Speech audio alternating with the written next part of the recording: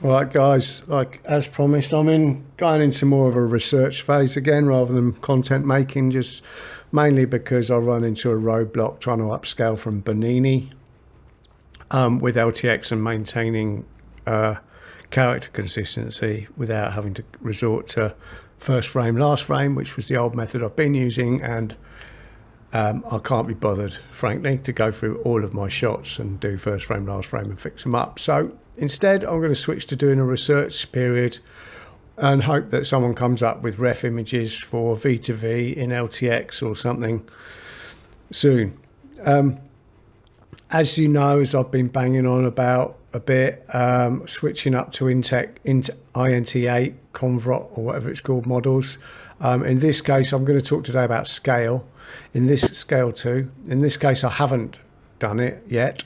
I'm actually just waiting to hear about this clip, whether there's intake versions of INT8. How do you say it? I don't know. Intake versions we're supposed to be using, and also the fact that it's downloading huge files, and I've only got a bit left this month on my internet plan. What I wanted to show you then first, I've got two different examples of using Scail 2 that I've tested. Both are really great. On my 3060, I'm punching at 960 by 540. I'm not concerned about quality on the first round, and just to show you the end result of this one, just so you go, I mean, that's crap, but it's not, because all I'm doing on this version is transferring the motion. That's all I cared about. And the challenge here, like, I know the face is all punched in and everything. I don't worry about that at this stage in Scail because I'm just transferring motion. What I had a problem with was, where did I take this from? I took this from, sorry, I should have organised this better. I stole this woman's, as you can see.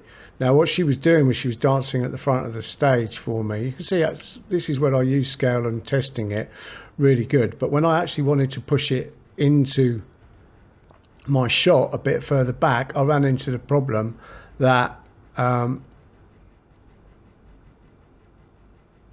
she was dancing at the front of the stage, and I just thought, well, I want to push her back a bit. So how do I do that? So what I'm going to show you in this first version, and I believe I got this from Veteran AI. Yes, I did. He's on YouTube. Great. He's quite a good follow. He's got some good stuff. And it was just the first I found, and I liked his tutorial, so I used it. I've changed a few things to suit me. I'll share the workflow, obviously, for this and the workflow for the other setup. There's a lot to discover with this Scail 2, but I think it's really good. And let me just first show you what I've done here. So I brought in this ballerina. Oh, sorry, I'll try not to hit those noise things. Just for testing purposes, I'll set it to 81. I usually use LTX, so jumping back to WAN is a little bit like I have to remember what's going on. So set it to 16 frames per second. I probably had thousands in here by the looks of it. Yeah, look at that. It's a whole long section. So because it's WAN, you set it to 16. Because its WAN limits are 81 frames, I set that. Sorry. And then I look for a part that I liked, and I like this. It will do. And then you've got the WAN scale to video set at 81 length. You can extend it, and I've tested that in the next one. You know, obviously it takes double the time. SAM3, this stuff, this segmentation, I love it. It's really good compared to what it used to be. And this is also much better compared to WAN Animate, I'm finding at least. It's fairly straightforward. You have to go through it. What I've added in down here, which is how I solved the problem I was talking about, which was, here's my first image, and I want the woman dancing there. I don't want her brought to the front of the stage, which is the problem which was happening based on the position of the dancer in the originating video. And the solution I found was fairly simple. It's just to use an image padding on the batch of videos and tweak it till you get it right. And I was just kind of going, I think I was doing this, going, you know, there's probably an overlay method you could do this with to get it where you want it. And then, you know, that's about right, isn't it? I don't know. It's a bit small, a bit low. You know, you can see where I'm going with that. Get it roughly right in the right position. And, sorry, wrong way around. And then I fired it through, and I don't recall how long it took because it was a few days ago now. There you go, 81 frames at 832 is done in 480 seconds on my RTX. So that would have taken a bit longer and given me a bit better quality. But as I think I just showed you already, the end result was, once I converted it from 16 to 24, which I think I also put in here for you. No, I would have done it in a separate workflow, but that's available to share as well. Ignore all that. So that's the basics of it. I won't go into the details of how you use it. Just kind of, there's other people that have done that better, but I'll just kind of show you my uses of it and give you the workflows to fiddle around with yourself. Obviously, you can do more than one person, and I haven't tried that either. And also, there's a switch, even though it's not enabled here. For some reason it was unplugged, that allows you to either do motion transfer, which I did in this case, or person transfer. But there's actually another thing you can do with it. And just to be clear, I would take the result of this, and I'd feed it through LTX to massively improve the thing, her quality. And I'll talk about that later because I'm experimenting with some methods, because one of the problems with LTX upscaling is you'll start losing that quality of movement, and I wanted to keep it, and I've still got some work to do on testing that, ways to do it with a slightly lower D noise setting to keep the structure. But let's now talk about the next one, and I'm going to have to vet this out. You will probably know the scene, and this is where I've tried transferring Lipsync, and this actually excites me the most because it's very quick to do. I've done it extended in this case, so 162 would be 281 frame lengths, but I've done it 161. Set it to that, which I've cut it out already, but this scene. I mean, it would appear that waitresses are one of the many groups the government on a regular basis. I mean, if you show me a piece, I mean, I'm very sorry. Yeah, so you get the gist of that. And again, I went small on this one because I just wanted to test how well it did it. And there I've plugged that in properly, so is replacing, but it's actually still set to force. Same settings on the models. I disabled the whole kind of inbound padding because I didn't need that. My guy here is in roughly the same place. It wasn't close enough to be negligible.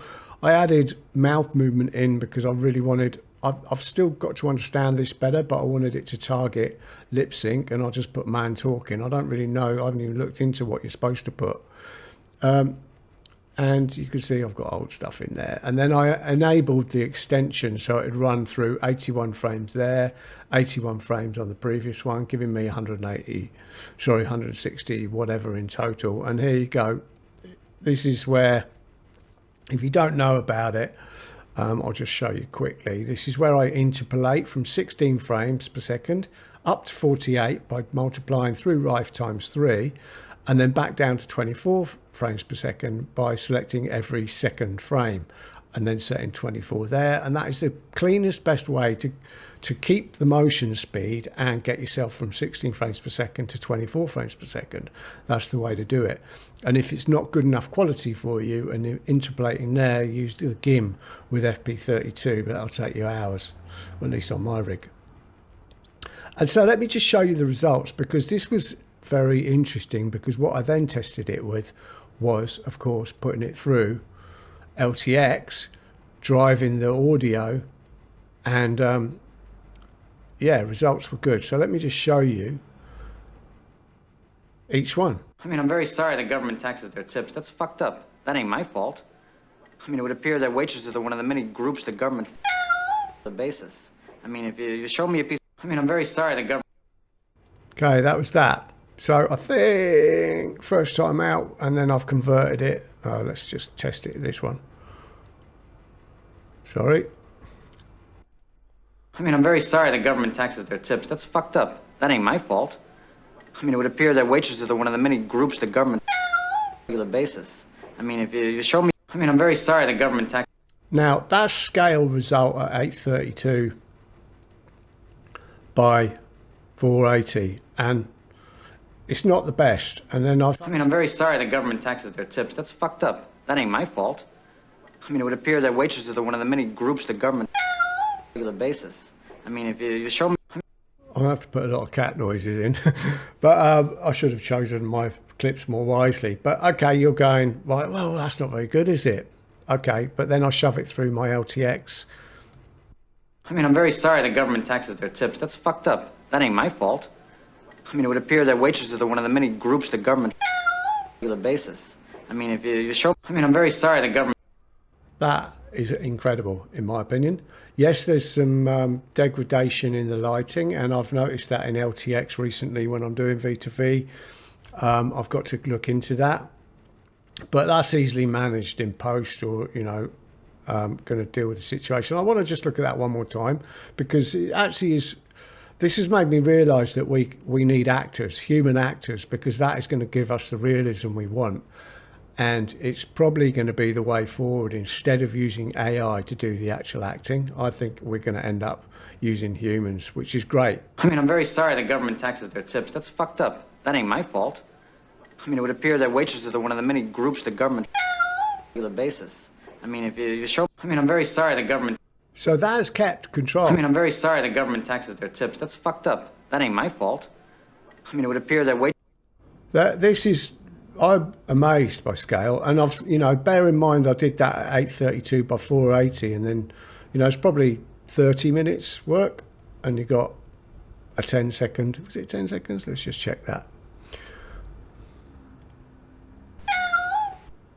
Yeah, just short of 10 seconds, 24 frames per second, final shot. I'm going to be doing a lot more work with this at some point, but, you know, the next problem we face then is, can I act? And the answer is absolutely not. So I don't know, but yeah, something. Maybe I should go to acting school. Anyway, that'll do for now. I will be testing this more, but I hope that helps you see the light with Scail too. It's absolutely phenomenal. I really like it, especially when I then shove it through good old faithful LTX convoluted mad workflow that I've yet to share with you this month, because it's just got so much stuff in it. I've been upsetting some of the eggheads with this because they go, what the hell is that? So I put it into Claude and tried to get it to tidy up, and ended up with an even worse mess. So I'm not quite sure what I'm going to do about it yet to tidy it up for public consumption, but I might just give it you like that anyway, and you can work out the rest. But yeah, more coming in the next couple of days. Thank you for listening.